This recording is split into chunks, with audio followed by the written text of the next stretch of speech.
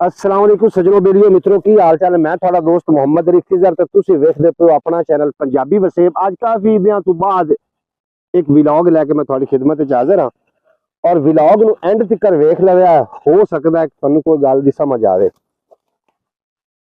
Social media दा दौर है। पहले लोग जेड़े हन ना उन्हां दा जेड़ा सोशल मीडिया हुंदा ओ हुंदा हुक्का।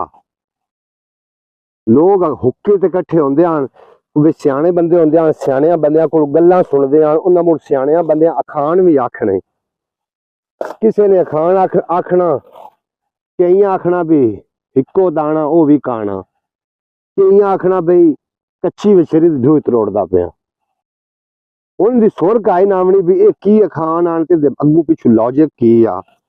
अज आप गल कर लेने भी कच्ची विछरी ढूई तरोड़ना, इहदा लॉजिक की है, ये की फलसफा है। वीडियो एंड तक विख्या तुम समझ आ जासी। ये जी फलसफा कुछ इस तरीके आ कि एक बंदा जांदा पिया घोड़ी ते उनके कोल आन तुम्मे सावे तुम्मे वो भी नाल ले जांदा। अगों एक भोला जा बंदा टकरिया, उस उनके कोल पूछ लिया भी आ की गत्ती बना यार बोझियां च। उन्हें पता लग गया भी बंदा भोला है।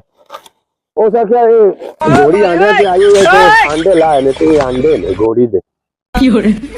वो बड़ा राजी होया, उस आख्या यार एक अंडा तो दे क्या भी, चलो मैं भी बच्चे कढ़ा ली सा, मेरे को कोई बछेरी हो जाती, कोई बछेरा जाम तो सी। उसने बहु अंडा ही 50 का लेना ही तो लै ला, नहीं लेना तो मेरा टाइम ना जाया कर। उस आख्या मैं लेना है।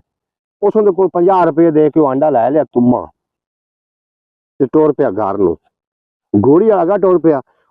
ओनू ना ज़हन च ख्याल आया भी मैं घोड़ी वाले को पुछ तां लवां भी इहदे च बच्चे कढ़ावने किवें, ये रखना किहदे हेठ है। वो घोड़ी वाले जो थोड़ा जा गिरेगा तो बूटियां दे विच ना एक गिद्धड़ बैठा, उत्थे घोड़ी तराए पई, वो भी खलो गया। उतने चिर वो पेड़े आया। घोड़ी वाले रही भी आंडा हटावे ना आया, इन सुर लग गई। उस पैसे कड्डे घोड़ी वाले 50 रुपये भी ला 50 रुपये थे मैनू फदा। उस आख्या मैं हटावे नहीं आया, मैं पुछण आया कि इहदे च बच्चा किवें निकलना।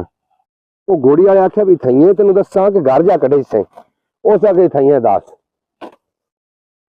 वो जो तुम्मा ना उस आख बवा के मारे झाड़ियां च, उस तुम्मा बवा के झाड़ियां च मारिया ते विच बैठा गिद्धड़।